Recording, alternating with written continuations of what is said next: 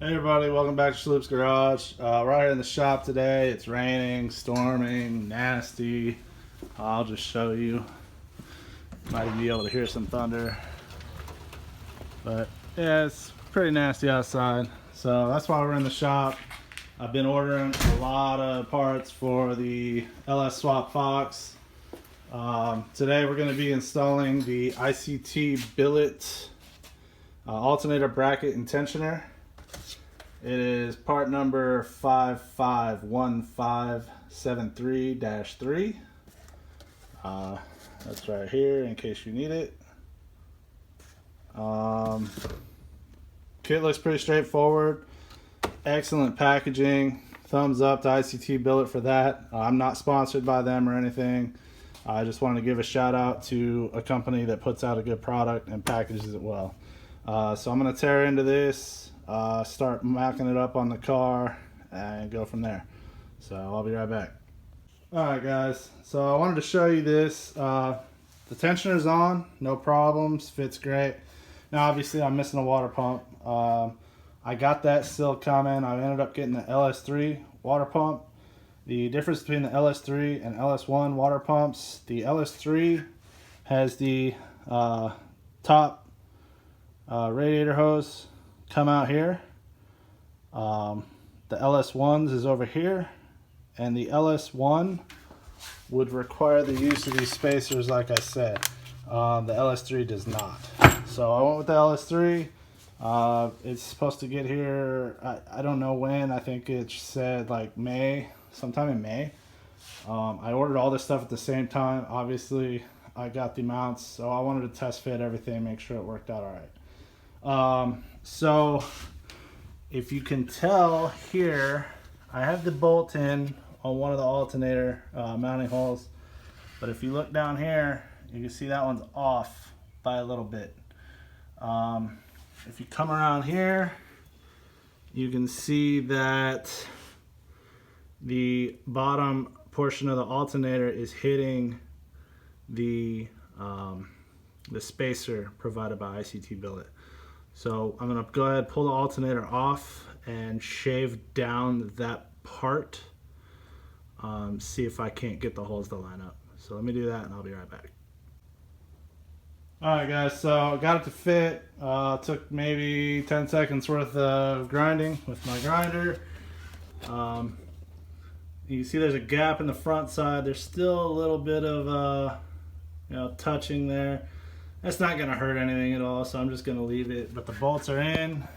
I still need to get the spacers in, the back side here. And then I'll go ahead, tighten everything up, and come back. So be right back. Alright guys, so everything's tightened up. Looking great. Other than obviously my disgusting engine and disgusting parts. This engine and stuff came out of a truck from Michigan, so there's a lot of corrosion on it. Nothing, causing any issues. It's just not pretty to look at. I'm running what I have now. I will clean up the front of the motor. The concrete got poured, so I plan to at some point push the car out, pressure wash the front of the engine. That way it looks a lot nicer than it does now. But back to the kit. The kit went together perfectly. No issues. Very, very, I'm not going to say crude instructions. It gets the point across. I don't need a whole lot of verbiage telling me, take this long bolt and stick it in this hole. And I don't care for all that. Give me pictures. I love pictures. So, pretty easy to follow with the pictures. This is for the actual alternator mount itself. And then this was for the tensioner bracket. So went together smoothly. Only issue we had was the the bottom of the alternator, that one bolt, the cast from that bolt was hitting the spacer. I spent, like I said, maybe, 30 seconds with my grinder smoothing that out so it would fit well. Everything's nice and tight, nice secure. I don't see any issue with it flexing. I have this belt just kind of mocked up in here. This obviously isn't going to be the right belt, but it is the right rib count. I just wanted to make sure the pulleys actually lined up, and they line up perfectly. I can actually spin the motor over by hand doing this. So works great. I have no complaints whatsoever. If you need alternator mount and tensioner for your LS swap, I highly suggest hitting up ICT Billet. Again, I'm not sponsored by them. I paid full price for this stuff. I just like sharing a really well done product with you guys. So we'll get the alternator or the water pump in, get it slammed in the car. I got the radiator right here.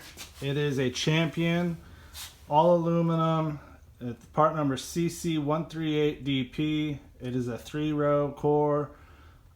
These have a lifetime warranty. That is why I went with it. It was a little more expensive than, you know, some from Jags or whatever, but this has a lifetime warranty. You can't beat that with a stick.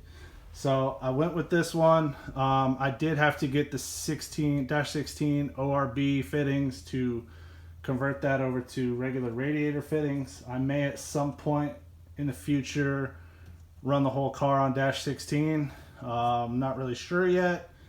I just wanted the simple route right now while it's NA.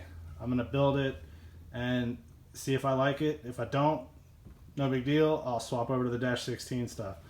So this is a direct fit Fox Body LS swap radiator.